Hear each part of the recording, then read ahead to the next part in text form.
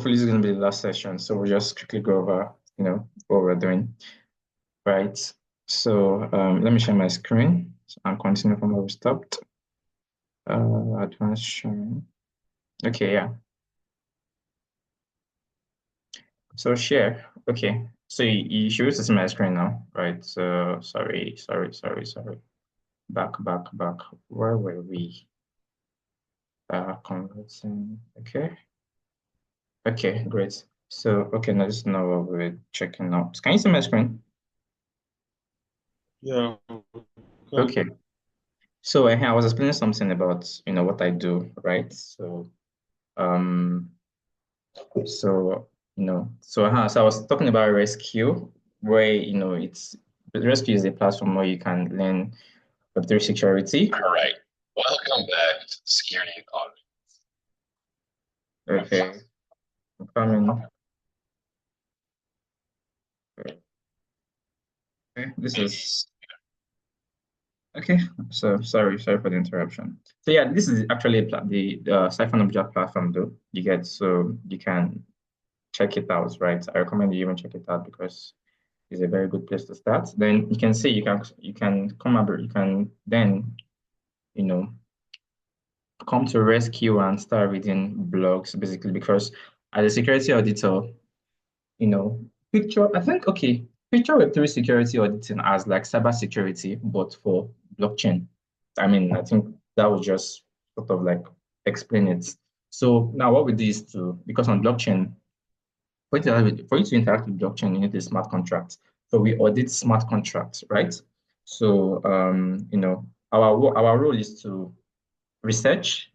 That's our responsibility. We have to research for vulnerabilities and then audit vulnerabilities. Like when you learn, why I actually love this field, or I mean this is very personal, yeah. Like why I love this field is the fact that me personally, it gives me the sort of lifestyle I want, right? And it gives me control over my time in the sense that I get to audit any time I want to audit. You get, and I literally have time for my other stuffs. You get maybe go to the gym at my own, at my own pace, and also do things that I really wanted to do. You get, so why did I come into this field? Because that was one of the reasons why. You guys, it gives me time, flexibility over my time, and this field is one of the most rewarding field I have ever seen. Like I have ever seen, literally. But then, just like every other field in tech, it does not come easy. You have to put in the work for it, right? So, um, okay. So as a security auditor, right, which is a niche in Web3 security, you can decide to be a blockchain developer. You can decide to be a blockchain security auditor, which I am. You get so what do I do? I audit smart contracts. Like I participate in for now, I'm an independent security researcher. What does that mean? I audit smart contracts. You get this is like a project. I'm auditing the I'm participating in the contest, right? And this is like, a project contract that I'm auditing at the moment before I I came on Zoom to, take this section. So there are platforms that you can use to audit. You can okay, let me show you guys something. Right. So since by the way, we're sort of deviated from our deployments, but we're still gonna go back now and try and complete it. So I'm just using one to kill to bed since this is what we're supposed to do after deploying, but since we're coming, let's just finish up. Siphon. So Siphon Updraft is one of the platforms I use. Sorry, I hope I'm not muted though. I think will pay me. Oh. Let me see. Can anybody hear me? Yes, we can hear you. Oh, thank God, thank God. Okay, guys. So what I was trying to say is that okay, so I use this platform to audit, right? I mean, not to audit, to participate in contests, right? Because at the moment I am an independent security researcher, and this is like my fourth month. I came into this field in November of last year. Like that's literally when I came into Web3, right? When I left my back-end development job and came transitioned into Web3 security, right? So So, I mean, okay, so this is one of the platforms I use to, get projects to audit, right? And as a security, as an independent security, smart contract security researcher or smart contract security auditor, this is one of the platforms I use. There are a lot of platforms like Codocs. Okay, I will show you Codocs as well, but this is Typhon Updraft. In fact, when you take the course, you're going to come through this as well. So, um, it gives you an opportunity to like learn and earn, you get. So now, this is a contest I'm participating in at the moment, core contracts, and there is, um, $77,000 up for grab. But then that's not even the motivating factor, you get. I mean, money should not be the drive. Yeah, there's money in the field, but it should not be the drive because you get frustrated. That's just the truth. Just like every other field itself, you're going to get frustrated because you can be here 6 months, 8 months, you've not earned anything because I mean maybe because you're not learning enough. No, no, no, no. I mean that's even too harsh. Maybe because I mean you are not auditing the question you're auditing basically the question that needs you to upskill. You get so you need to learn, basically learn every day, right? You read reports of vulnerabilities. You just have to be on your toes to like check out vulnerabilities basically, and then you'd have to learn about vulnerabilities and how they can happen. And then when you're updating smart contracts, you just come out, you'll be using those patterns to spot bugs, right?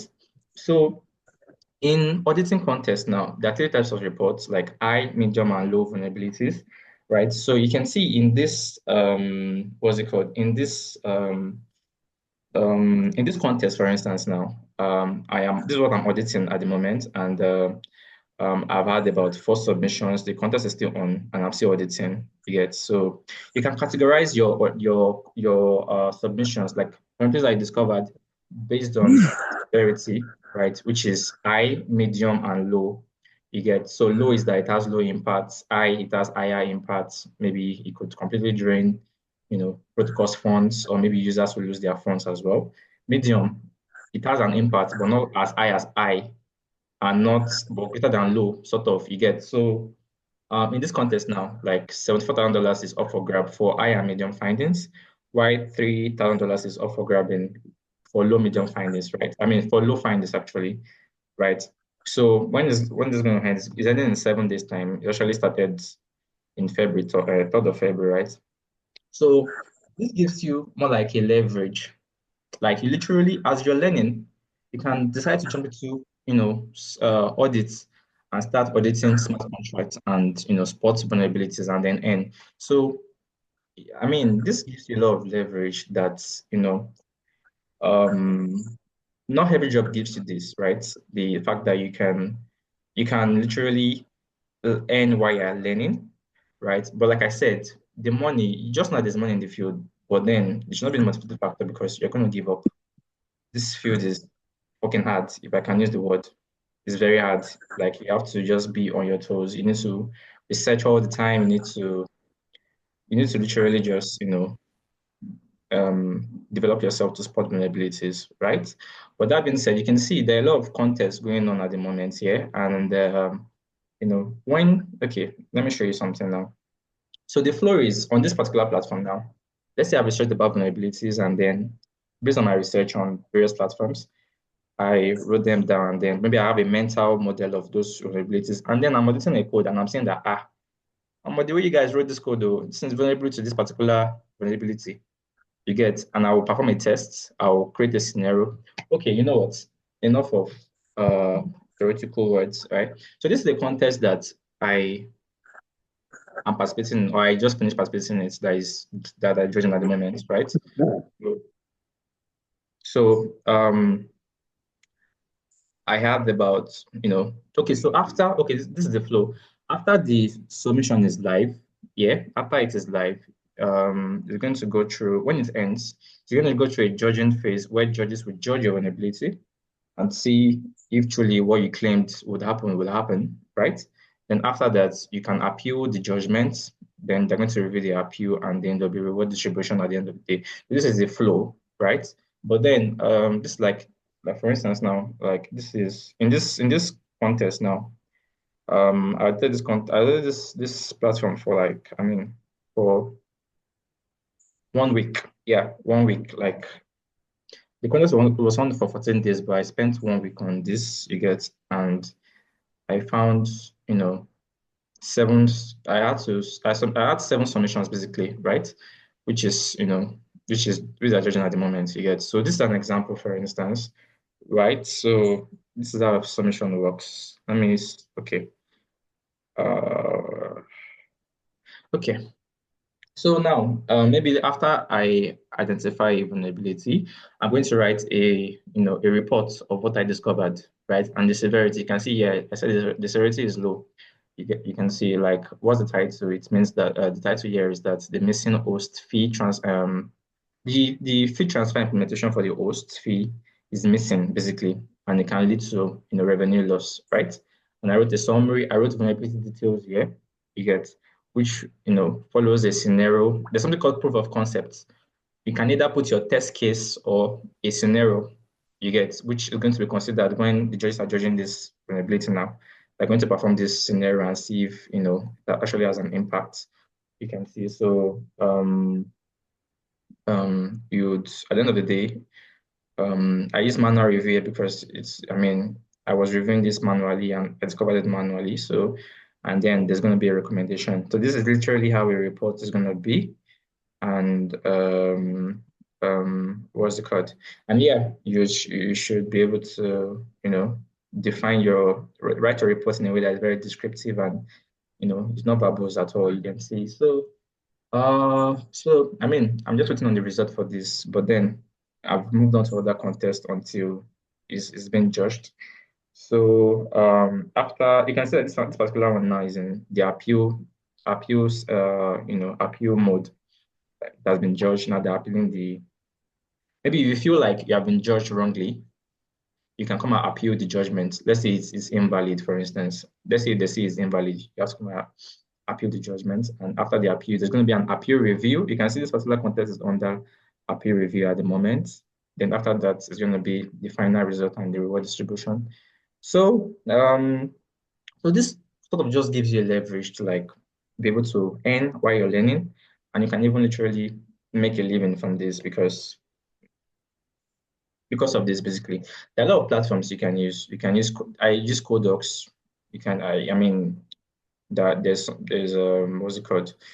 There is Code Arena. There is Cantina, right? There's a lot of auditing platforms you can audit on.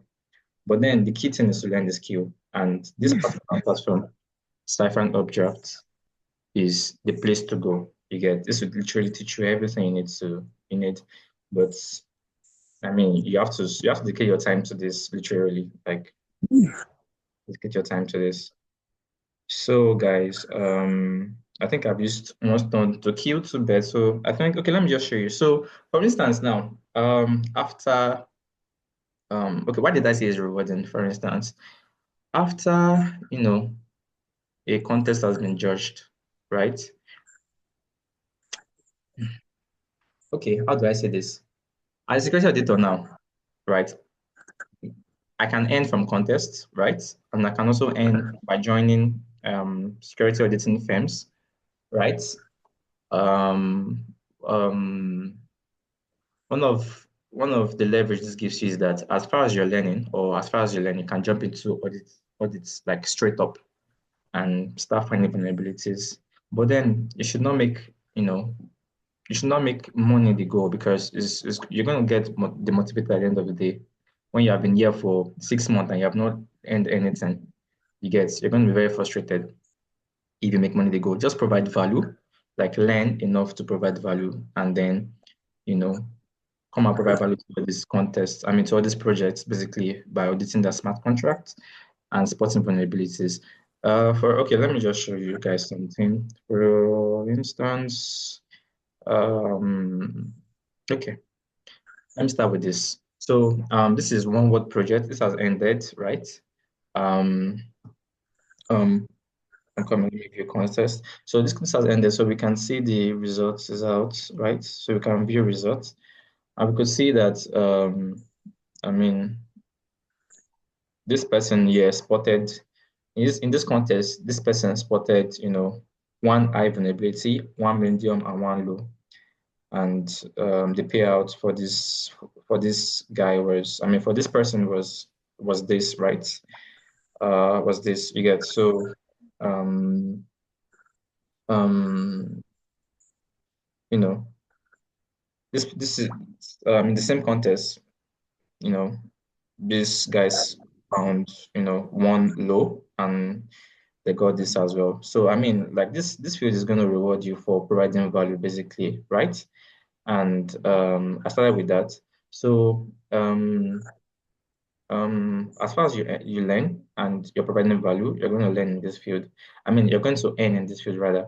So this is just to show you guys how it is, right? This is another contest, for instance. Let me go. What contest? There is another contest now. Where is that one?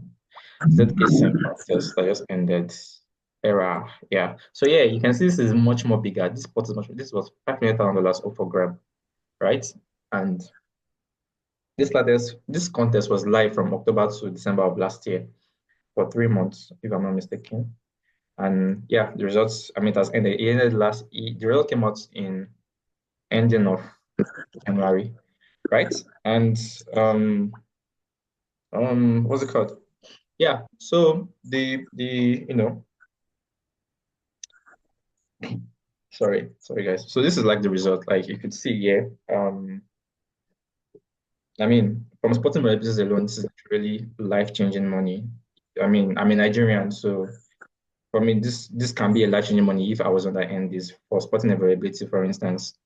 I mean, so and some of these guys, like for instance, this person spotted 1 million vulnerability in this smart contract, and the person was rewarded with this. You get, so at the end of the day, you just know that there's money here. Yes, there is, just like every other field. So there's money, but can you provide value? If you can, then you'll be at the top of the leaderboard real quick, like real quick.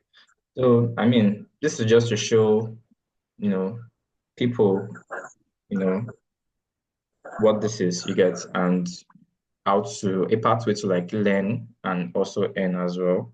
But I mean, you're responsible for that because you need to learn very well. So I mean, after going through the Cipher of Draft course, the course rather, take it at your own pace. I mean, I'm even still taking this course at the moment. Like, I'm not even done with it. You get, I'm not done with it. I'll still have to come back to my learn certain concepts. Like there's some things I need to also learn to upskill as well. You get, but then I'm ready. At least I'm already earning like in contest already. You get, which is a very good plus, and you know, it's something that is motivating me to even learn the more. You get, so that's why I said this field is is a motivating field. So, so any questions so far?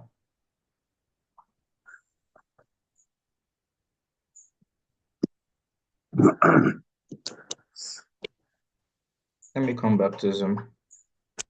Okay. So guys, any question? Any question? No for now. Okay, great. Okay, great. So let's go back to what we were doing. Mommy, I don't forget though. What we were doing, sir. Okay, we're deploying a smart contract. Oh, let's just quickly wrap this up so that we can go and do other things. Like me now, when I'm doing, I want to go and watch Man U down for. I'm a football lover, so I support Chelsea. I support Chelsea, so Chelsea and Man U should know the rivalry there. So I want to watch Man U down for. So where is that? Okay, yeah. So let's go back to this real quick, and time is running out. So I've lost my train of thought though. Okay, we're deploying. Okay, we're building this. So So let's just wrap this up fast. So now, this is a receive function that will allow us to receive tokens that we're sending.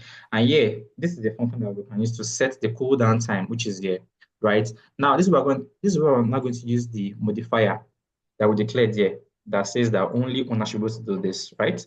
So now, in this cooldown time, we want to allow only the owner to be able to set the cooldown time. You get so write external function, meaning that the function is callable to everybody. I mean, everybody on the blockchain, and then we're going to indicate that you should have an only owner check, which is the modifier that we declared here, right?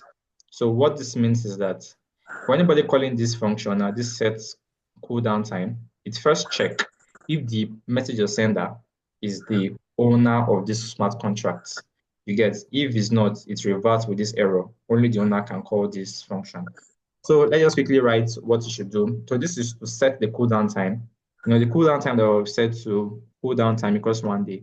So if you want to change this now, this is the function we're going to use to change it, but we cannot do this. It's only the owner that will do this because of this modifier we've done. And in this case, the owner is going to be me because I'm the one building it and I'm the one that's going to deploy just my wallet. So now we have to set in the new time, right? We have to, because this is a function, we have to include the parameter.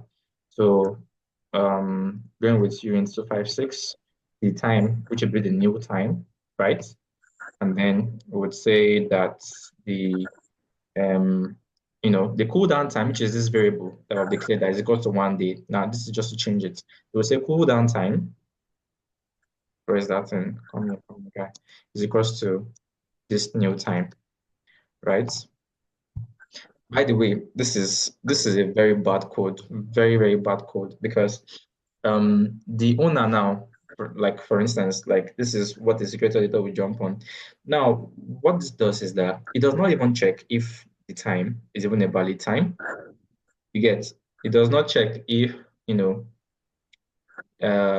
time is literally a valid time. So what should we do? We have to check, require that,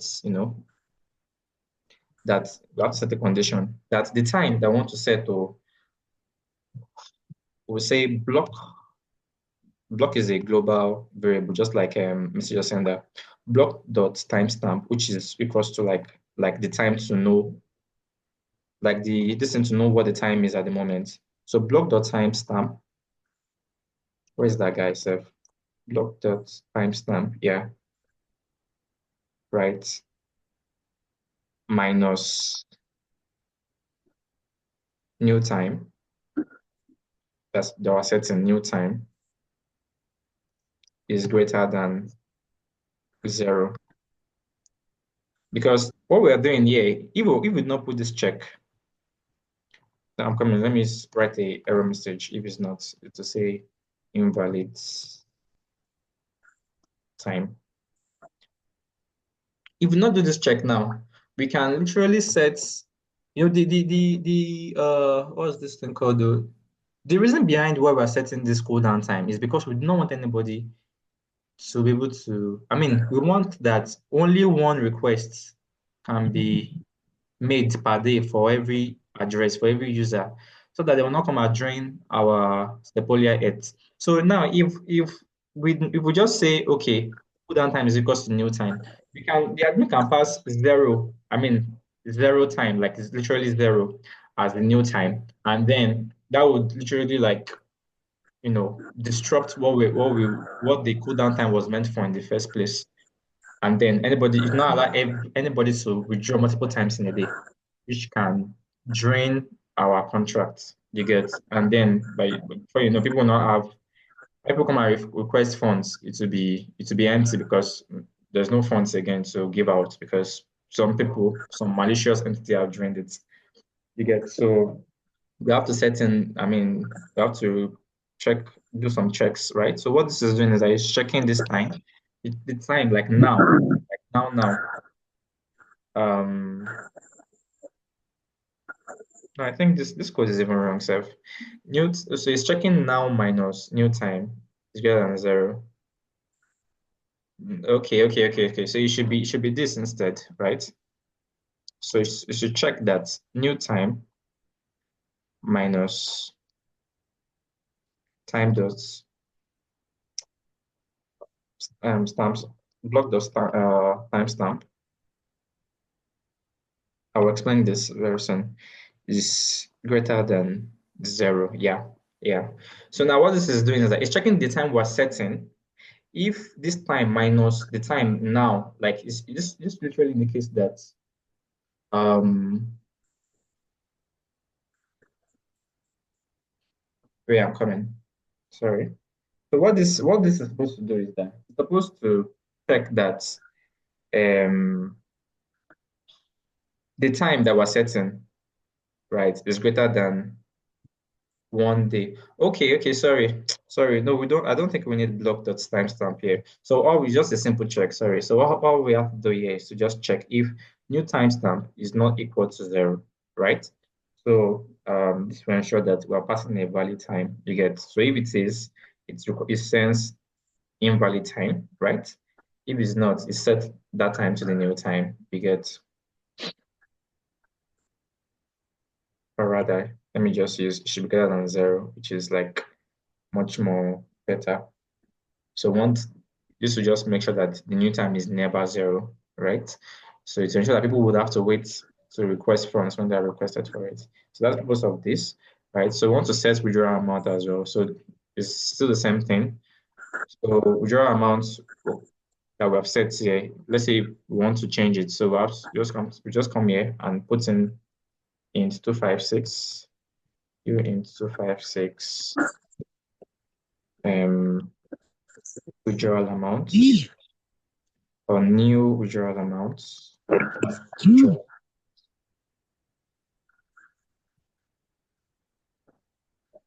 is equal to, no, sorry, new withdrawal amount. Then we're going to write a require here to check if the amount is greater than 0 or is a valid amount. So require that the condition is that the new withdrawal amount is greater than 0, right? Because we want to set a valid amount, a withdrawal amount you get. So greater than 0, right? And then if it's not, to say withdrawal amount cannot be 0.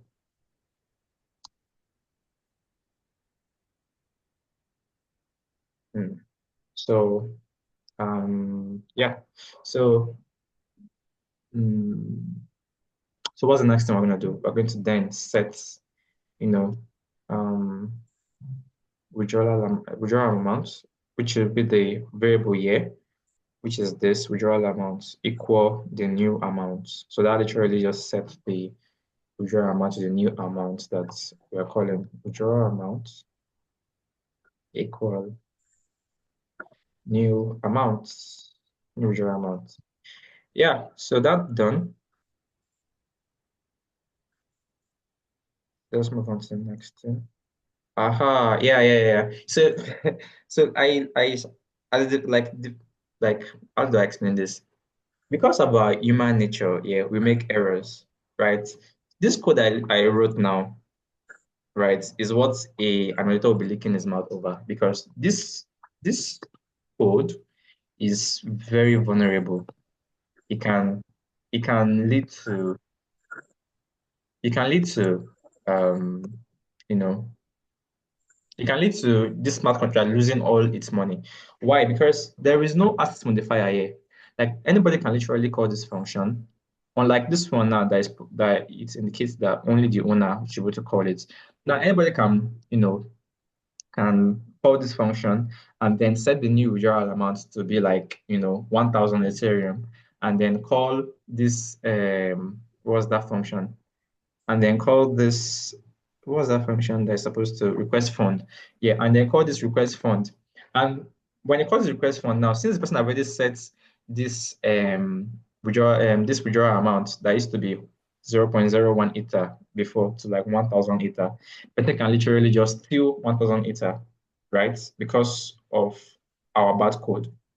You get, so to prevent that, we have to write, this external, but we have to put the only modifier. I mean, we have to put the modifier here. So, okay. So guys, this is going to end in 10 minutes time, right? So I think what we're going to do is we have almost covered everything we need to cover, right? So you just write out this last function and then deploy it.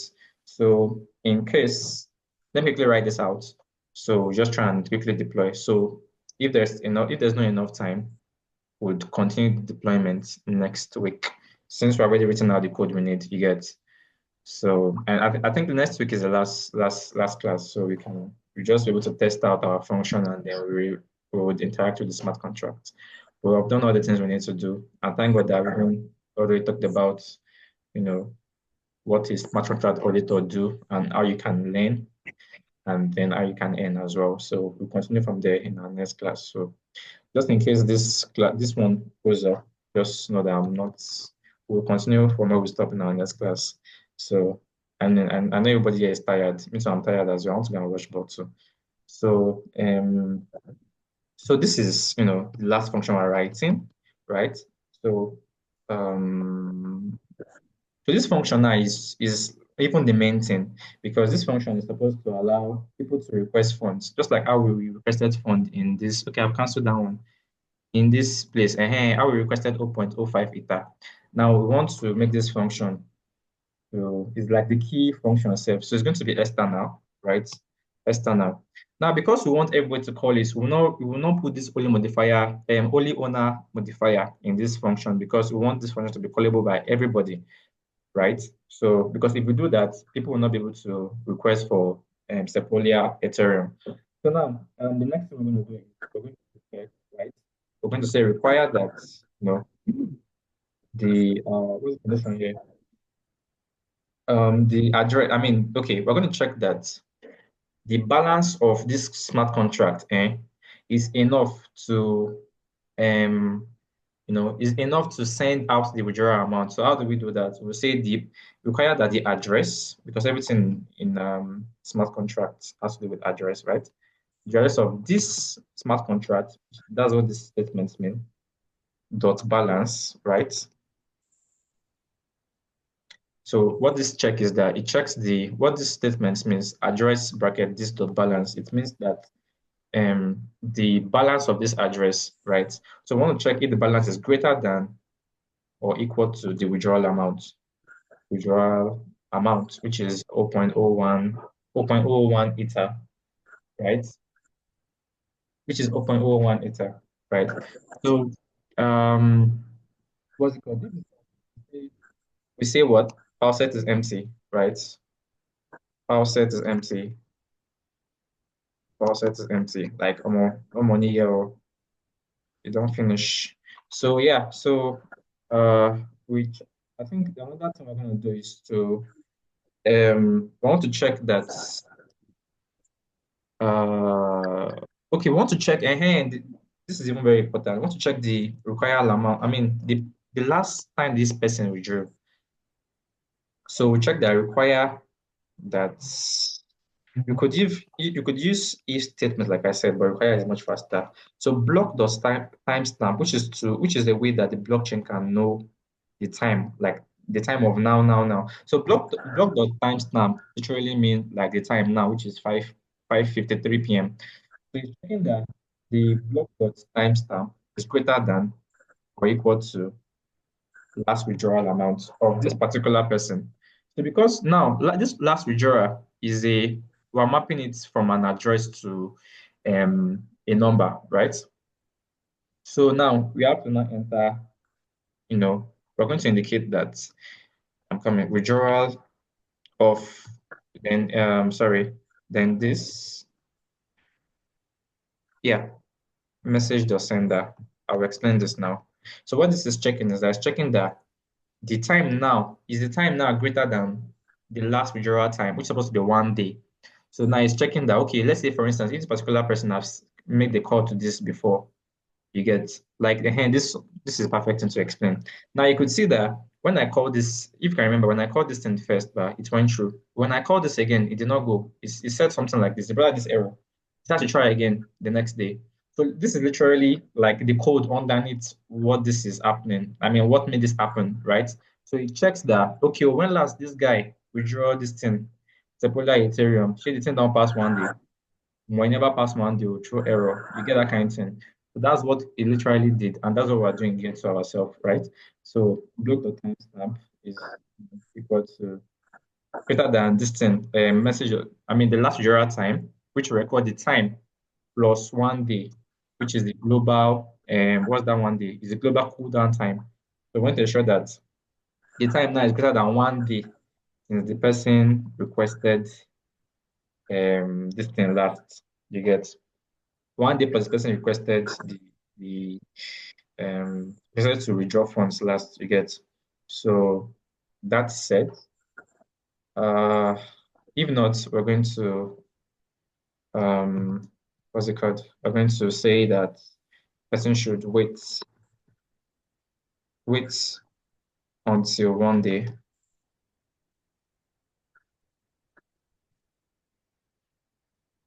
before requesting again. Okay, so I hope I wrote my code well, sure. So I'm rushing. So yeah, so okay, so yeah, so now we have indicated two checks, right? Which is to check if okay, yeah, check the balance of the address of the contract, and then we'll check the this thing. So now, after we have already done this check, now this is check that the person had not requested before, right? So we'll now set the withdrawal amount. I mean, the last withdrawal of that person, which is going to be the messenger sender.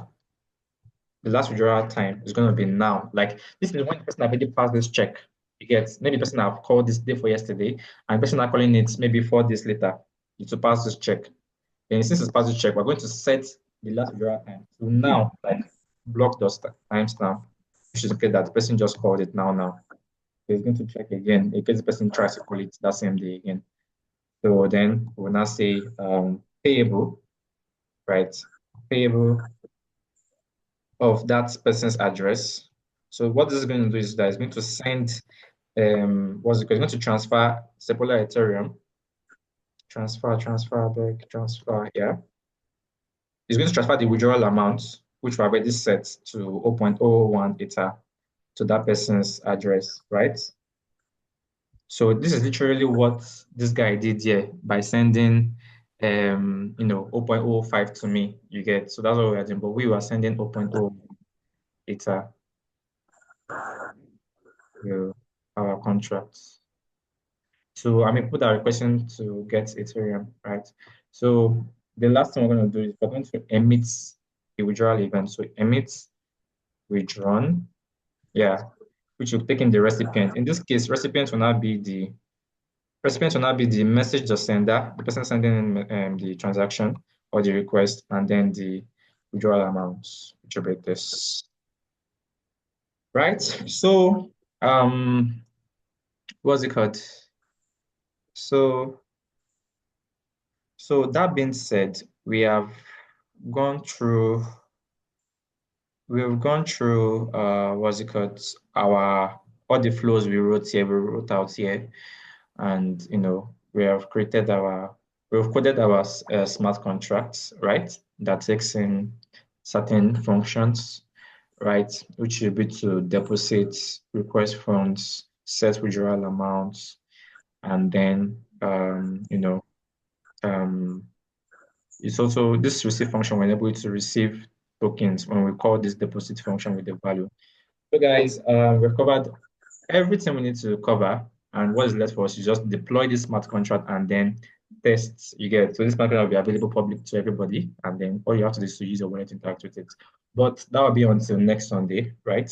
Which will be the last class, and this will end in 1 minute's time, right? So guys, it's been let me save this. So guys, it's been very great to have this class with you all, right? So I hope that we're going to be here next Sunday to see what we've done and wrap up and then share some things as well. So guys, bye. Thanks to everyone, and we'll see each other by God's grace on Sunday. Yeah. So bye guys. This will end soon. It's will end now. It's ending in 1 Thank minute. you. Yeah, thanks.